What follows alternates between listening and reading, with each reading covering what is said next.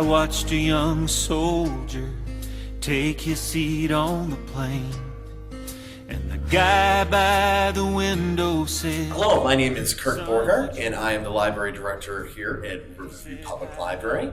And today we have a special guest. It is Council Member Elmer Trombley, and he is here to tell us about his military experience. He was in the Navy. He was in the Navy from 1954 to 1962, correct? Correct. Thank you for coming today. I appreciate it. Where and when were you born? I was born in September the 5th, 1937 in Trenton. Was your family living in Riverview at the time? Yes. What were your parents' occupations and how many siblings did you have? Well, my mother worked for Detroit Edison and retired with over 30 years. And my dad worked for Great Lakes Steel as a pipe fitter, and he was there for over 30 years. I have one brother, Ron Trombley, and a sister, Marilyn, and another sister, Irene. What did your mother do with DTE? She worked in the cafeteria, serving food and doing whatever they do in the cafeteria. What high school did you attend? I attended Dearborn Laurie. My dad got divorced and remarried, and he took me out to Taylor for a while. But after I quit school the first day of 12th grade and joined the Navy. I was disappointed I couldn't come back to Riverview. My sister talked my dad out of it, and she came back and lived with my aunt, but he would not let me come. So I guess I went to Catholic school, and I was in high school at a public school, and it was like 2 years behind what I've already had. And I just wasn't happy. And my three cousins were in the military, Army, Navy, and Marines. And my cousin, Jim Teedy, used to take me over to the Navy base at Grozito. And I just kind of fell in love with the Navy, and I couldn't wait to turn 17. I had that in the back of my mind when I was just 13, 14. And that's what I did. When I went to join, I went back to high school, said goodbye to all my friends, and they thought I was kidding them. And my homeroom teacher said, "You're just kidding, Elmer." And I said, "No, I'm not." I said, "I just come to say goodbye, and I'll be walking out here in a few minutes, and I'm on my way." My mother, she didn't really care. She was my stepmother. But my dad, he was totally against it. Why? He had different plans for me. He wanted me to be a doctor, and or a ball player.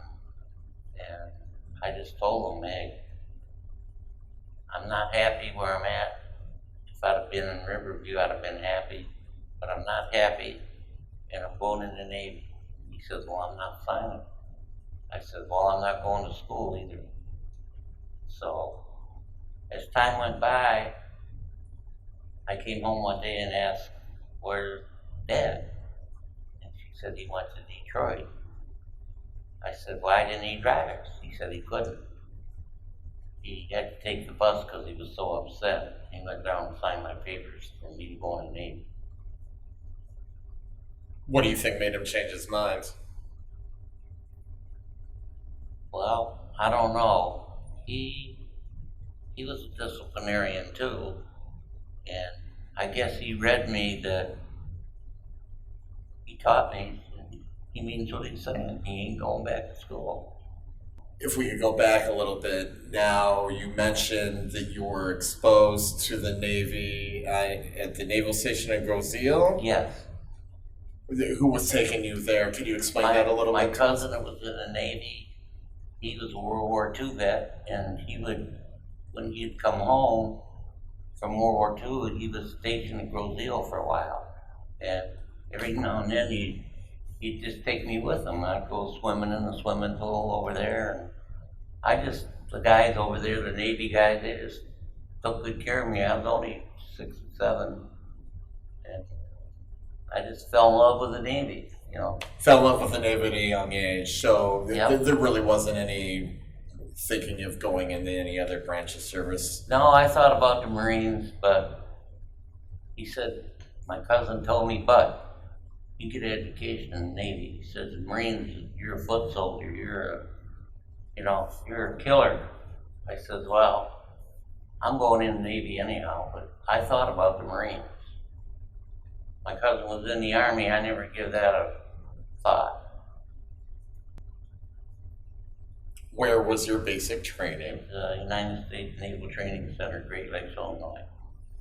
What was a typical day like during your basic training?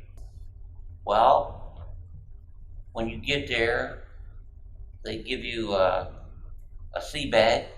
They put you in a line after they talk to you for a little bit, and they put you in a line and you start walking through where you get your clothes and stuff, and they look you over and ask you what size, and they hand it to you and you put it in the bag. So you get all your clothes, and then they measure your feet for shoes. And then they send you to the barber shop and they skin you as a skinhead. I had kind of long hair, but they trim me right down. They like guys with kind of long hair. Mine wasn't, hanging down. Why? Because they're making a point. Yeah, I had the sides on like I kind of do now. But anyway, and then you start boot camp. Well, the only really marching we did was on they called it a grinder. It was a big asphalt pad. And you had to march and learn right obliques and left, about face, and you called cadence, and you did that part of the time, but most of the time we were going to school, like learning knots, learning what the Navy was all about, and what type of ships they have, and what you might be assigned to. So I had an idea when I got finished through boot camp what I was going to do. And what was that? What was the idea that you were going to do? oh, I wanted to be a pipe fitter like my dad. So they had them in the Navy. And that was what I wanted to be. And when I got in there, that's what I told them. I'd like to be a pipe fitter.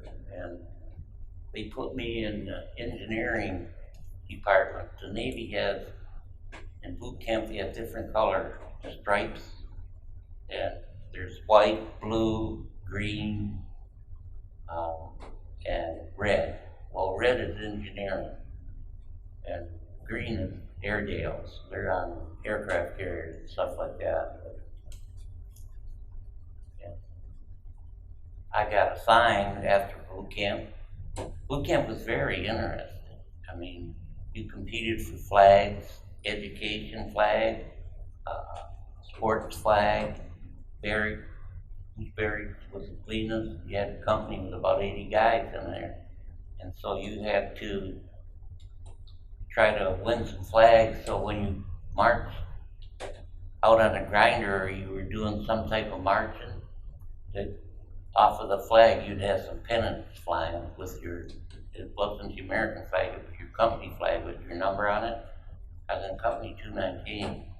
And when they see you coming and all them flags, them banners are dangling off the top, they say, man, them guys are pretty good, So It's like a competition between. yeah, it's competition between all the booths in the camps. That whatever company they were in, they had a lot of sailors there at Great Lakes, Illinois, going through boot camp. Did you have any specialized training? And when my name came out, they said, New London. I thought I was going overseas to London. They said, hey, Trombley, that's New London, Connecticut. It's actually Groton, where the sub base is. It isn't in New London, but that's where they use it. It's across the Thames River. There's New London and Groton. Well, what I meant, not so much where they were going to send you, but what you were going to do. Well, they put me in the engineering division, and I think they did that not because I asked, because of my the test they give you, what you're adapted for. IQ test, I guess they call it. Yeah. Mine come out in engineering, and I was tickled to death because I wanted to be a pipe fitter, like my dad. You know, like they say, most kids want to be what their dad was. So that's what I ended up being. Was a pipe fitter. Yeah. Now, did you have to have any specialized training for that? I made third class petty officer, and I didn't really have any specialized training except they have the books for third class, second class, first class. And we used to sit around the shop and ask each other questions. Some guys were going for damage control, and we'd ask them damage control questions. And they'd ask me pipe fitter questions, and lo and behold, I passed the test when I took the test. And they had promised me a Class A school. I didn't get it out of boot camp, but the first class metalsmith I worked for, he said, I'll give you a school.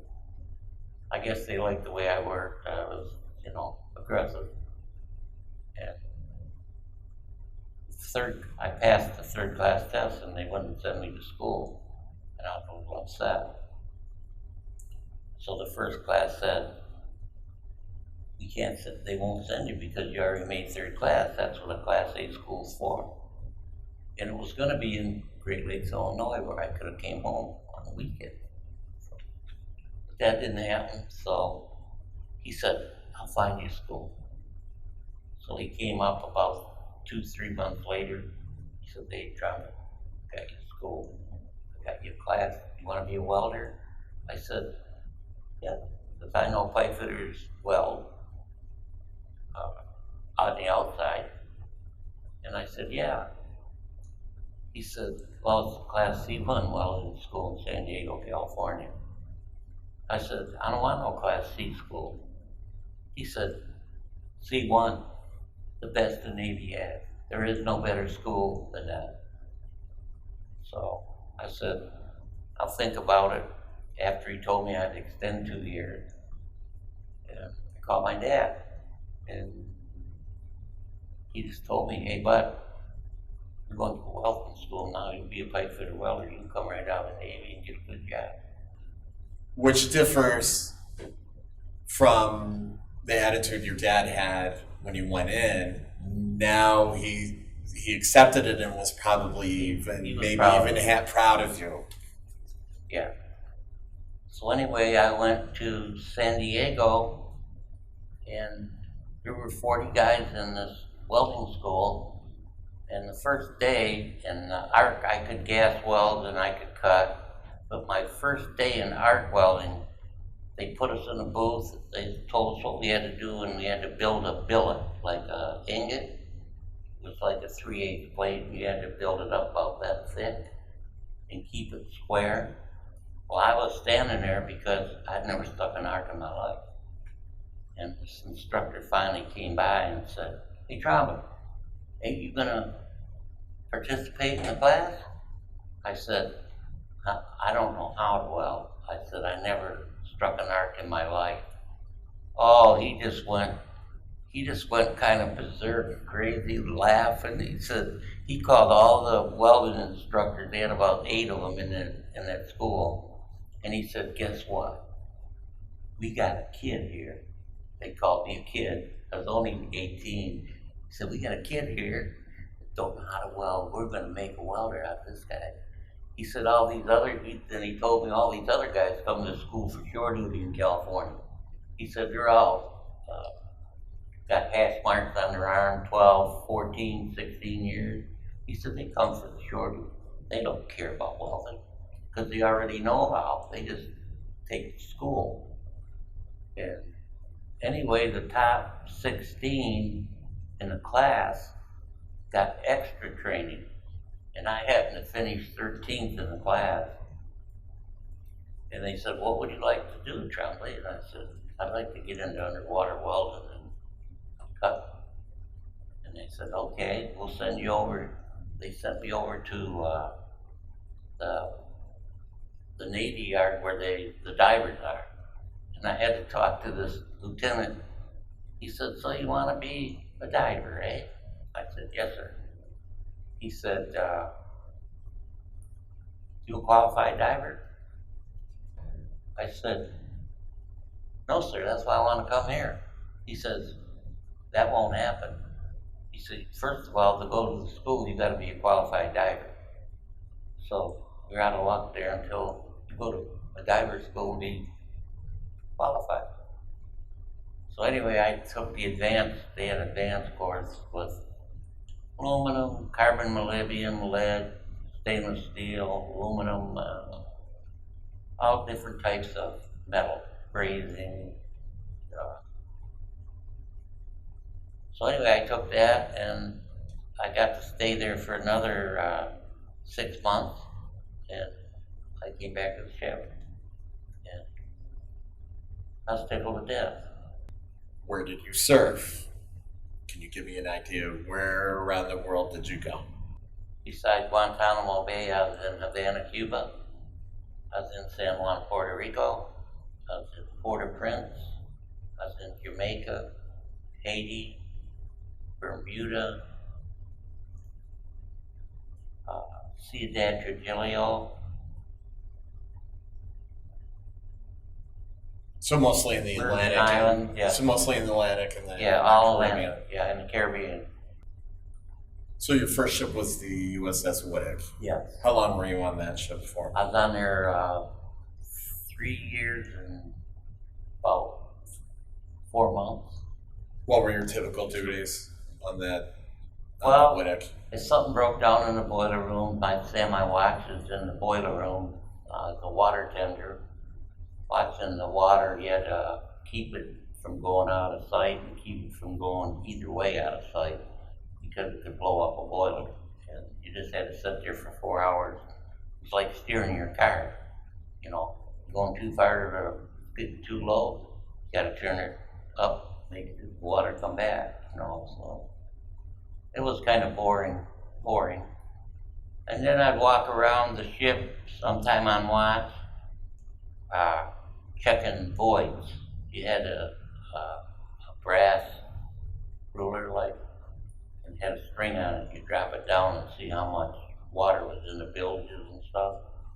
I did that. Cleaned urinals. They didn't have urinals, they had just troughs. And sometimes they'd call you, instead of a pipe fitter, they'd call you shit fitter, because you had to go in the toilet.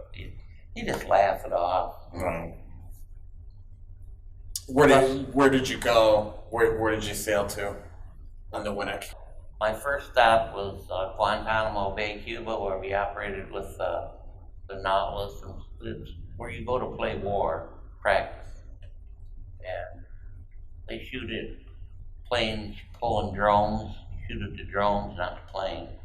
And then the Nautilus, they put on an exhibition. They shot a torpedo at the carrier Randolph.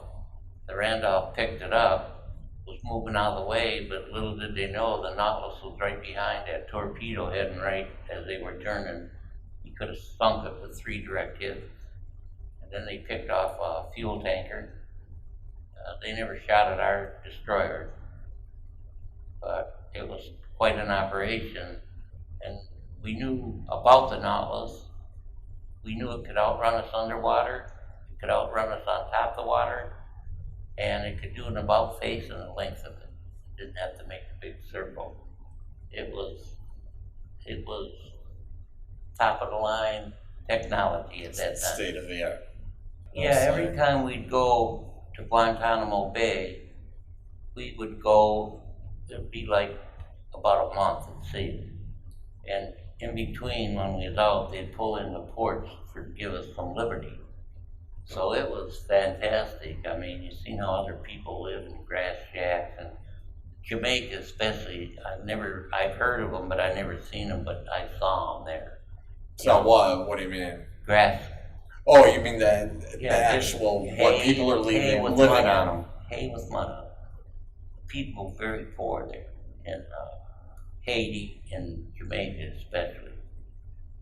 In Haiti, I went up to, I don't know the name of the castle, but it was, you had to go by car to get to the start, then you went by donkey, and you went up a mountain. You couldn't, that's the only way up, on donkey, or walk.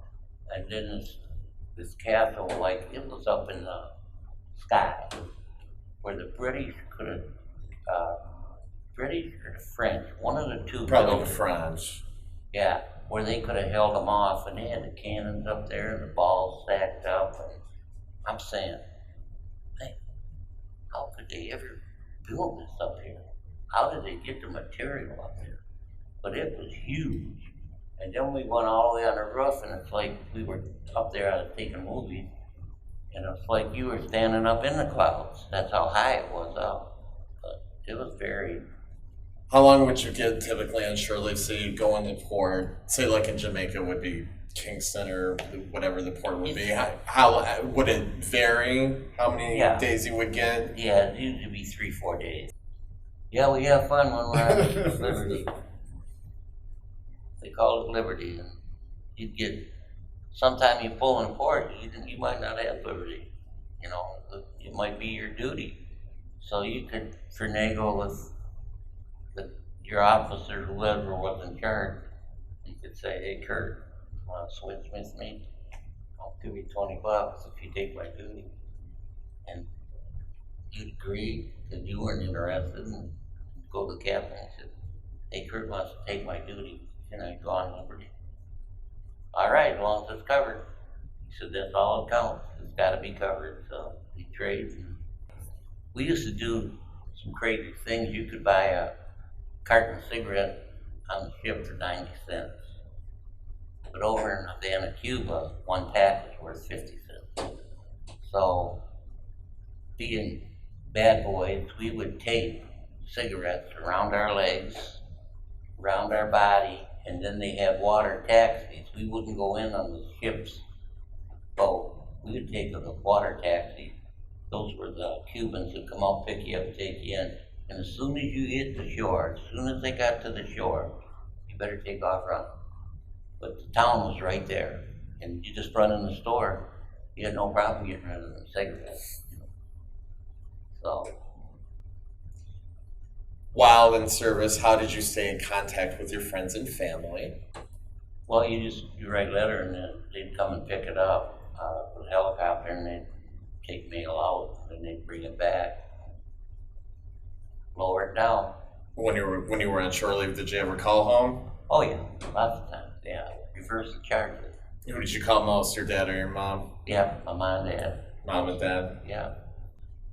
Then after that, you went to the USS Hank. Yeah, they made Liddy preferred sea duty. That's like same as shore duty. We usually, when we was in New Groton, we'd go out in the morning at 8 and come back in at 4 every day, unless we were going over somewhere else. We'd operate in New Island Sound. Long Island? Long Island Sound with the Nautilus every day. But we'd go out at 8 and in at 4. And we'd do what we had to do, and it was like shore duty. It was home like going to work, Go in at 8, get off at 4.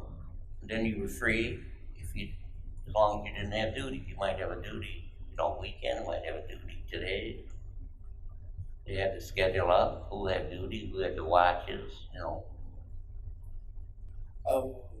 Tell us a little about when you found out when you were going to go home. You were Did you know you were going to be discharged? Yes, and I had got married about 6 months before I got out.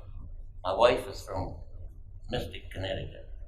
Her dad was a chief in the Navy. Her brother was a lieutenant commander in the submarine force. And her other brother was a decorated hero, but he defied his dad too. He went in the Army.